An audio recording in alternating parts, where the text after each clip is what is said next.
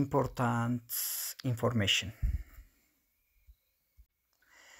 Miarra taasifaa irratti waan baay'ee barbaachisoo ta'ee odeeffannoo barbaachisaa tokko isiniif kennuuf anis qabadhee dhufee jira jechuudha. Important updates jedhanii haala kanaan maxxansanii jiru jechuudha. Gara fuula Twitter isaanii irratti waan kana maxxansanii odittilleen akkas jetti important updates. We have got some bad and really good news for you. At the same time, our team has decided to move the date for the shares to token exchange event. You may wonder what's good about that. Just a few D, not exact. The whole point is that you actually benefit from this late as explain how. Odeeffannichi akkas jedha. Odeeffannoo barbaachisaa jedhee eegalanii yeroo wal fakkaatutti afaan Oromootiin guutumaan guutuu qabadhee isinii dhufa jedheetiin yaadee afaan Oromootiin deebi'e waan ta'eef jechuudha.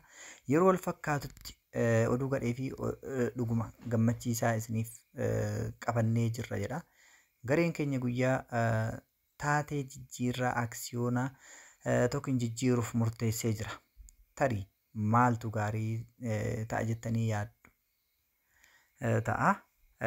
Tarii FUD qofa sirrii miti. Qabxiin guutuun qabatamaan kan irraa fayyadamta jechuudha. Kanaaf qabxiin guutuun wanti ijoon inni waliigalatti qabatee dhufellee maali? Akka waan tokinii kana irraa fayyadamaa nuti taanu yookiin immoo guutumaan guutuutti fayyadamaa taanee gammannuuti jechuudha. Mee akkamitti ibsine jedhu itti aanuudhaan gara toora Twitter isaanii irraa kan fudhadhe jechuudha odeeffannoon kuni. Dhiyeenya kana naannoo taabswaappii irratti biizii baay'eetu ture. Keessumaa waa'ee jijjiirraa sadarkaa tokkoffaa irratti tarreessuun gadi bu'iinsa guddaa fi kan kana fakkaatantu jira ture jechuudha achi gubbatti. Akkasumas waan nama ajaa'ibu miti wanti kun jechuudha. Pirojektiin kun akka addunyaatti taphoota gurguddoo keessaa tokko ta'ee sadarkaa olaanaa irratti argama. Xiyyeeffannaan gosa kana gowwoomsitoota qofa osoo hin taane hooggantoota industirii Web3 keessattis hedduuf keessaa hawatee jira. Waan raajite jechuudha. Wanti isaan fuula Twitter isaanii irratti guyyaa har'aa maxxansanii jiran jechuudha. Kanaaf oduun hundi oduu qofa miti jedha. Gareen taabswaappii dhugumatti jijjiirraa sadarkaa tokkoffaa waliin marii cimaa irra jira jedha. Isaanis sitti gammadu. Hawaasa keenya waan nuffii malee waliin hojjechaa turre kana miti jedha. Kanaafuu nuffii tokko malee hanga har'aatitti xaaraa akka waliin turre waanuma kana mitiire wanti biraa jira jedhaa jira. Akka gaafitti nuuf dhiyeessan jechuudha. Eeyyeen isuma kana jenna jechuudha. Nuti deebiin keenya beekna waan ta'eef nuffii tokko malee taaptaap godhaa turre nuffii tokko malee walitti qabachaa turre waan ta'eef jechuudha hanga ammaatitti. Haa ta'u malee milkaa'inni kun rakkoolee tokko tokko waliin dhufa jedha. Sadarkaan xiyyeeffannoo kun hojii bal'aa baay'ee tookoonomiks fi tooftaa eegaluu sirrii ta'e barbaada. Sunis yeroo dabalataa jechuudha. Yeroo fakkeenya ji'a dabra keessa ji'a tokko guutuu daballee jiin kun itti dabalame jechuudha. Akka isaan ibsuu yaadanitti kunis yeroo dabalata jedhan ammallee waan gaarii gadhiisuudhaaf waan gaarii gama keenya fiduudhaaf yeroo wayii isaan barbaachisee jira jechuudha. Iccitii kana kan beeku isaanuma qofa. Garuu kun hundinuu eebba keenya kwartar 3 yookiin Q3 keessatti haqa qabeessa akka ta'uu fi caalatti immoo warra waan fedhes ta'u nu cinaa dhaabbatan hundaaf bu'aa akka argamsiisu mirkaneessuuf akka ta'e beekaa jedha. Ajaa'iba! Asitti wanti gaariin jechuudha kun.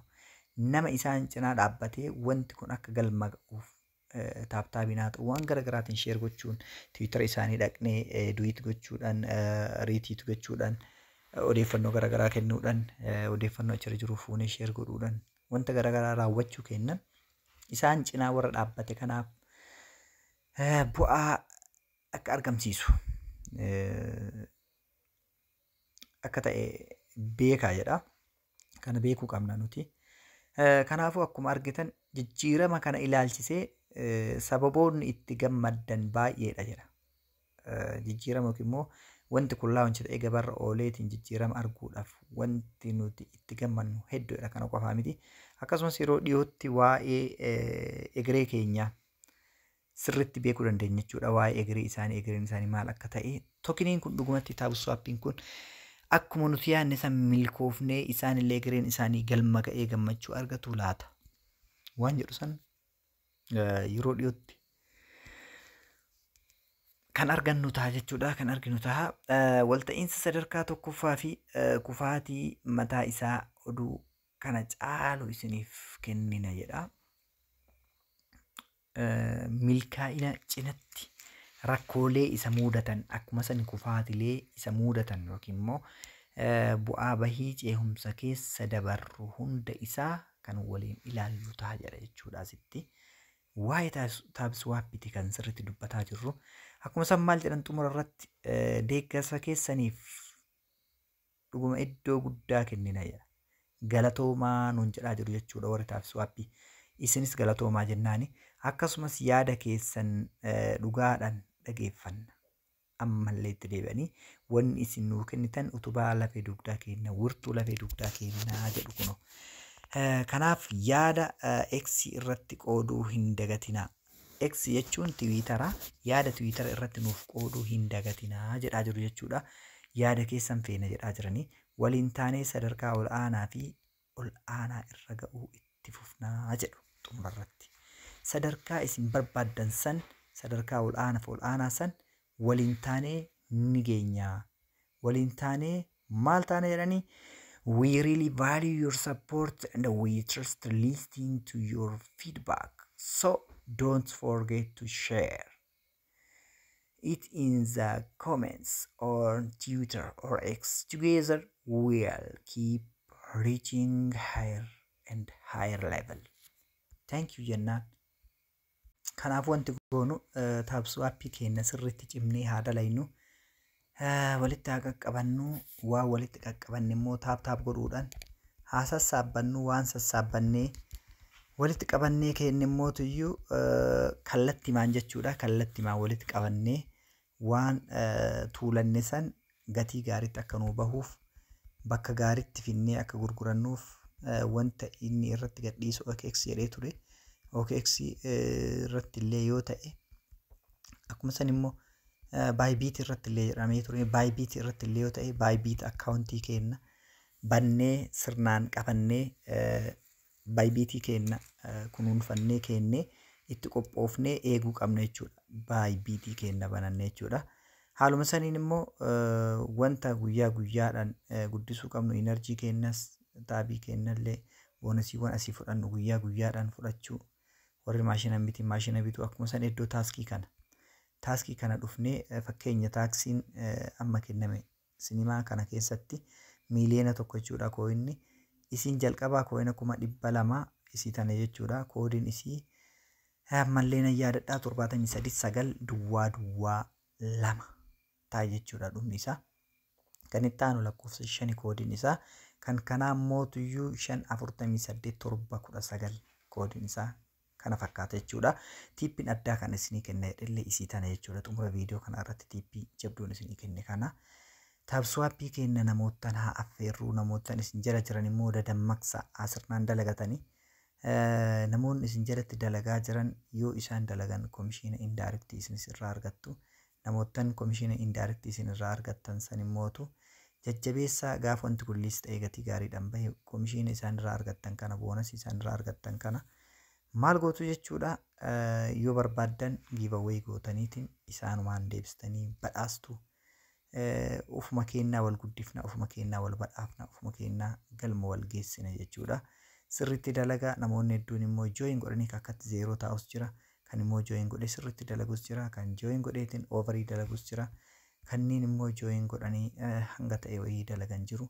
Kanneen sirnaan fagaatanii dalaganii isinillee riifaraala irraa komishiina gaarii argattan isaanillee sadarkaa gaarii irra jiran jiru jechuudha. Sirritti dalagaa, sirritti hojjedhaa, waan hojjettan irratti immoo cimina si'aayina qabaadhaa. Eegaltanii qofa zeeroo taatanii hin taa'ina. Dhaabbannu isin taajjaba akkuma nuti isin taajjabne jechuudha. Kanaaf odeeffannoo dabalataa, odeeffannoo guutuu, odeeffannoowwan garaagaraa argachuu barbaaddan gama miidiyaa Harboor yookiin mootuu yuutuubii Harboor miidiyaa neetwoorkii kana dhuftanii odeeffannoo guutuu argachuu dandeettu. Viidiyoowwan Harboor miidiyaa neetwoorkiin dalagee maxxanse jala seenuudhaan viidiyoottan isiniif ta'u as keessaa filattanii viidiyoon kun irra bareeda viidiyoo kanarratti hojjedhaa. Hojiileen inni maxxansu kun hojii gaggaariitu jira, hojii hamatu jira. Hojiin kun gaariidha, hojii kanarra gaafii qabaa, kanarratti komii qabaa, kanarratti osoo dalagee mootu ni milkaa'a kan jedhullee sirritti adda baafadhaa, hubadhaa, hojjedhaa isiniin jechuun barbaada. Gama feesbuukaa Harboor miidiyaa neetwoorkiitiinis kun feesbuukichi isaa kana fakkaata. Koottaa gara laafoo kee kan jedhu kana jala dhufaatii oduuf odeeffannoowwan inni guyyarraa maxxansu odeeffannoo biizinasaa waliin haa daawwannu, waliin haa ilaallu, waliin irratti haa cimnu isiniin jechuun barbaada. Horaa bulaa, halkan milkii haa isiniif ta'u jechuudha. Juulaay 1 irratti kan viidiyoo kana waraabe, Juulaay 2 irratti kan isiniif maxxanse jechuudha. Bara gaarii qabaadhaa. Taabsuu irratti sirritti dalagadhaa. Horaa bulaa deebanaa. Halkan milkii isinii haa ta'u jecha nagaa keessan haa turaa jechuun barbaada. Khaliil Turee Harboor miidiyaa neetwoork irraa taabsuu wajjin turtii gaarii naa qabaadhaa.